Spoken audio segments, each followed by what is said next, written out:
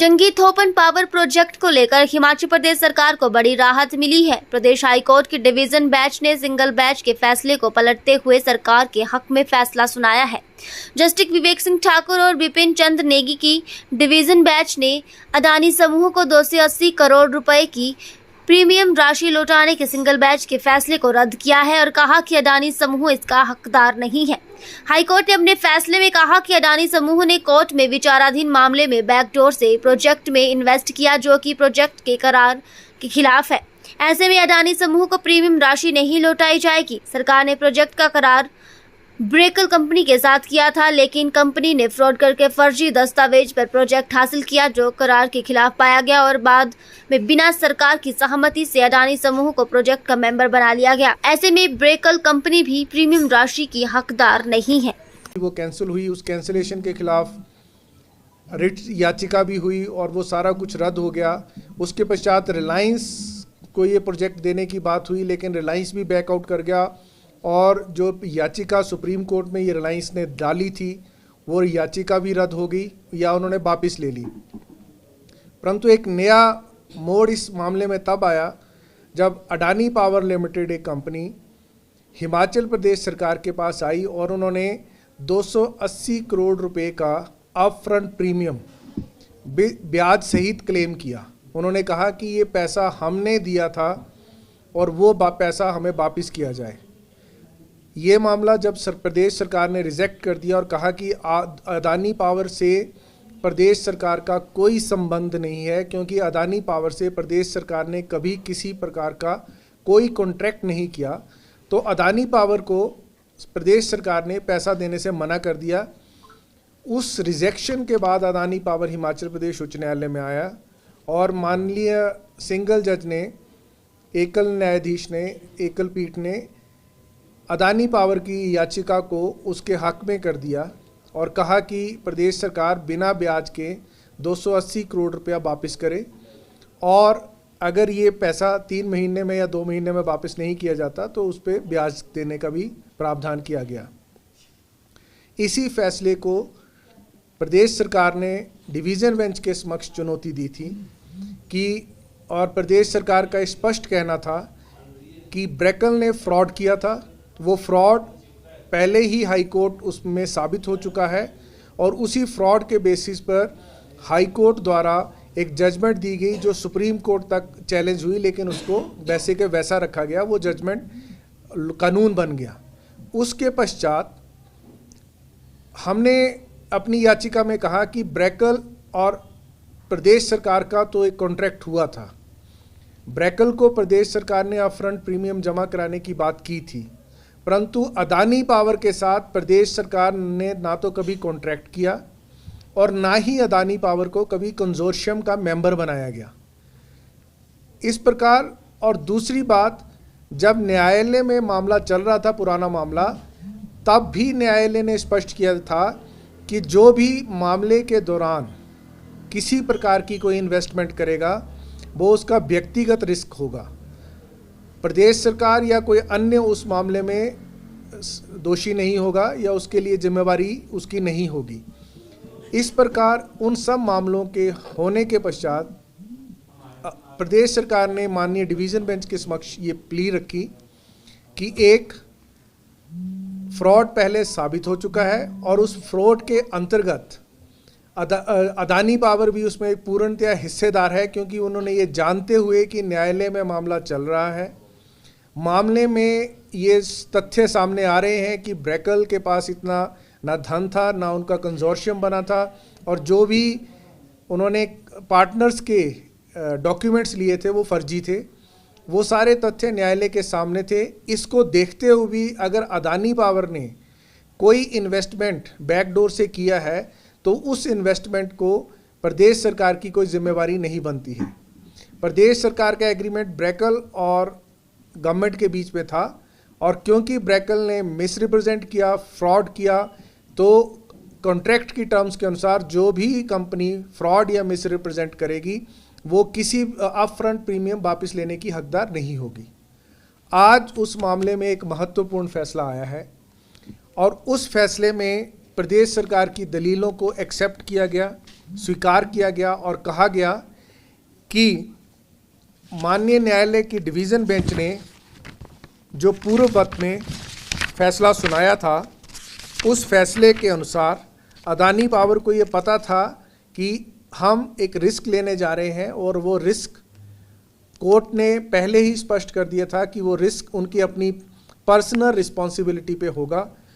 उस आधार पर अदानी पावर को पता था कि वो एक लिटिगेशन में चल रहे मामले में इन्वेस्टमेंट कर रहा है और वो बैकडोर इन्वेस्टमेंट कर रहा है। न्यायालय ने स्पष्ट कर दिया है, पेज 8 पर जो फैसले के पेज 8 पर जो कहा गया है विभिन्न ग्राउंड्स में, उसमें स्पष्ट किया गया है कि अदानी पावर को ये सब पता था। वो पता होते हुए भी उन्होंने उस फ्रॉड में इन्वेस्टमेंट किया और अंततः न्यायालय ने कहा कि अगर अदानी पावर की मंशा सही होती, अगर वो बोनाफाइड इन्वेस्टर होता, तो उन सबको इन बातों का ध्यान रखना था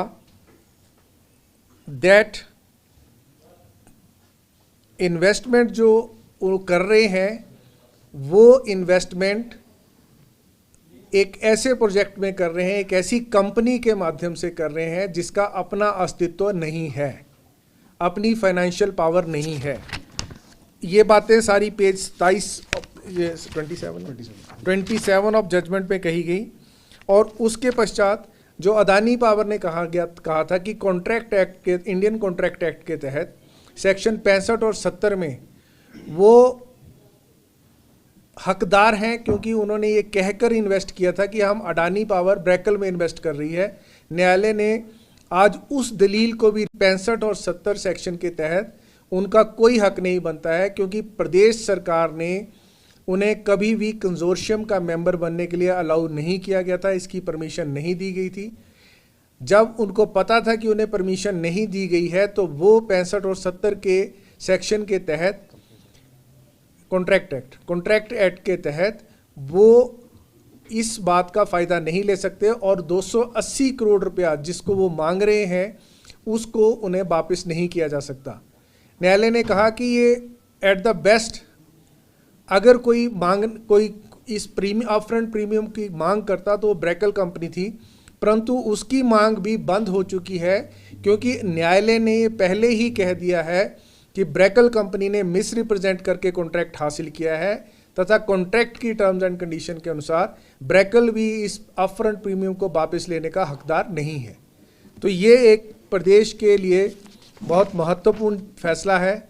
और इस फैसले के अंतर्गत हाइडल पावर प्रोजेक्ट में जो मिस रिप्रेजेंटेशन से कॉन्ट्रैक्ट हासिल किए जा रहे थे या किए जा रहे हैं या किए जाएंगे, उन सब पर एक प्रतिबंध लग जाएगा, क्योंकि एक कड़ा फैसला न्यायालय की तरफ से आया है। यही जानकारी मैं आपको देना चाहता हूँ। किया था, एक तो जो कंजोर्शियम के मेंबर उन्होंने बनाए थे, वो कंजोर्शियम के मेंबर के जो दस्तावेज सरकार को दिए थे वही फर्जी थे। वो उस न्यायालय में ने उस वक्त पाया था कि जितने भी दस्तावेज हैंड ओवर किए गए थे वो फर्जी थे, और जब इसकी जांच विजिलेंस द्वारा की गई तब भी प्रथम दृष्टया यह पाया गया कि ऐसे उन मेंबर्स ने, उन कंपनीज ने, जो फॉरेन कंपनीज ने कभी हाँ ही नहीं की थी। तो सबसे बड़ा मिस रिप्रेजेंटेशन तो ये थी। कॉन्ट्रैक्ट में जो गवर्नमेंट ने कॉन्ट्रैक्ट किया था उसमें एक फाइनेंशियल पोजीशन का कॉन्ट्रैक्ट था कि एक फाइनेंशियल पोजीशन कंपनी की होनी चाहिए, लेकिन ब्रैकल के पास एक $1 की कंपनी बनी थी और उनके पास कोई अपनी फाइनेंशियल पोजीशन थी नहीं, जिसके बेसिस पे वो अपनी फाइनेंशियल पोजीशन स्टेट के समक्ष शो कर रहे थे। वो बेसिस ही फ्रॉड पाया गया, तो इस कारण उस वक्त उनके ऊपर जुर्माना भी लगाया गया था और उस वक्त ये कहा गया था कि ये इन्वेस्टमेंट जो भी कंपनियां इसमें कर रही हैं, इस प्रोजेक्ट में बैकडोर कंपनियां कर रही हैं, वो सारी अपने रिस्क पर कर रही हैं। चाहे अडानी बैकडोर था, अडानी ने ही सबसे ज़्यादा बैकडोर इन्वेस्टमेंट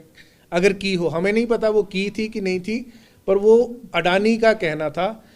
गवर्नमेंट के पास जो भी अपफ्रंट प्रीमियम आया था वो सिर्फ ब्रैकल ने जमा करवाया था, और ब्रैकल को पैसा इसलिए नहीं मिल सकता क्योंकि उन्होंने कॉन्ट्रैक्ट की वायलेशन की थी, फ्रॉड किया था, मिस रिप्रेजेंट करके कॉन्ट्रैक्ट को हासिल करने की कोशिश की थी, जो न्यायालय में पहले ही स्पष्ट हो चुका है। 2005 अक्टूबर 2005 में कुछ 480 मेगावाट का एक था और अराउंड 900 मेगावाट का ये टोटल प्रोजेक्ट था, परंतु यहाँ पर एक प्रोजेक्ट जो जंगी तोपन अलॉट किया गया वो 480 मेगावाट का प्रोजेक्ट अलॉट किया गया था अक्टूबर 2005 में। These are Jangi Thopan and Thopan Powari 480 megawatt each, तो ये बन गए 960 मेगावाट। तो 960 मेगावाट के प्रोजेक्ट थे टोटल। के खिलाफ कोर्ट ने, देखिए ये एक सिविल मामला था, तो जो क्योंकि विजिलेंस की इंक्वायरी एक अपने आप में एक अलग इंक्वायरी है, लेकिन ये एक सिविल मामला था। परंतु इस सिविल मामले में भी जब हाई कोर्ट ने अडानी के बारे में कहा तो उन्होंने कहा कि अडानी को बिल्कुल पता था अगर उसने इन्वेस्टमेंट की है, क्योंकि उन्होंने ये कोशिश की और उन्होंने ये कोशिश की कि हमने ये इन्वेस्टमेंट की है ये कहने की। दूसरा, उन्होंने एक ब्रैकल के किसी अधिकारी से एक लेटर लगाया, प्रदेश सरकार को भी लेटर दिया और न्यायालय में भी रखा कि ब्रैकल ये चाहती है कि ये पैसा अदानी को दिया जाए, जबकि वो लेटर ही फर्जी पाया गया। ये उस लेटर की पुष्टि नहीं हो पाई कि वो ब्रैकल ने ही इशू किया, क्योंकि जो व्यक्ति के हस्ताक्षर पाए गए वो व्यक्ति कई सालों से भारत में ही नहीं है और विजिलेंस जांच का हिस्सा है, जो जांच अभी चल रही है। तो ये सारे तथ्य जो है वो फ्रॉड की ओर इंगित करते हैं, लेकिन न्यायालय ने बड़ा स्पष्ट किया अपने पैरा 60 में। उन्होंने, अगर मैं इसको इंग्लिश में पढ़ दूँ, in a situation and following the well settled principle which have been enunciated above, Brackel nor anyone on its behalf could have claimed a refund, as was sought to be done by Brackel in case at hand. Wide communication dated 24/8/2013 addressed to the government of Himachal, whereby Brackel had sought to release the upfront premium in case of at hand to Adani. In other words, given facts and circumstances, Brackel itself was not entitled for refund. तो court ने कहा कि जब ब्रैकल अपने आप ही refund लेने के लिए एंटाइटल्ड नहीं था, उसका रिफंड नहीं दिया जा सकता, तो अडानी तो दूर की बात है जिसके बारे में कोई तथ्य ही नहीं है, जिसके बारे में कोई फैक्ट ही नहीं है, जिसका गवर्नमेंट के साथ कोई कॉन्ट्रैक्ट ही नहीं था। तो जब ब्रैकल को ही पैसा वापस नहीं मिल सकता तो अडानी कहाँ से पैसा क्लेम कर सकता है, ये तथ्य कोर्ट ने स्पष्ट किया है। तो विवाद अब क्या? बिल्कुल, उसके बाद, क्योंकि देखिए मैं ये कहना चाहता हूँ 2006 में ये प्रोजेक्ट प्रदेश सरकार ने, अक्टूबर 2005 में ये प्रोजेक्ट प्रदेश सरकार ने अलॉट करने के बारे में सोचा था। ब्रैकल ने इस प्रोजेक्ट में मिस रिप्रेजेंटेशन कर या फ्रॉड कर हासिल करने की कोशिश की और तब से लेकर आज तक ये प्रोजेक्ट सिरे नहीं चढ़ पाया। प्रदेश सरकार ने इस इन्वेस्टमेंट को लाने के लिए विभिन्न कोशिशें की और अब अल्टीमेटली SJVNL को इस प्रोजेक्ट को दिया है। परंतु अगर आप इस बात का अंदाज़ा लगाएं तो ब्रैकल के इन कार्यों की वजह से जो वो इस प्रोजेक्ट को गैर कानूनी तरीके से, इलीगल मोड से हासिल करने की कोशिश की, उस वजह से आज तक प्रदेश सरकार को 9 से 10 हज़ार करोड़ रुपए का चूना लग चुका है, क्योंकि इससे बिजली पैदा होना शुरू हो जाना था। इस प्रोजेक्ट को 4-5 साल में बनना तय था, पर वो आज 2024 में अक्टूबर 2005 में पहली बार अलॉट किया गया। वी आर इन जुलाई 2024 और आज तक ये प्रोजेक्ट नहीं बन पाया। तो इस सब का कारण जो बेसिक फ्रॉड इस प्रोजेक्ट में हुआ, वहीं से ये नींव रखी गई और उस वजह से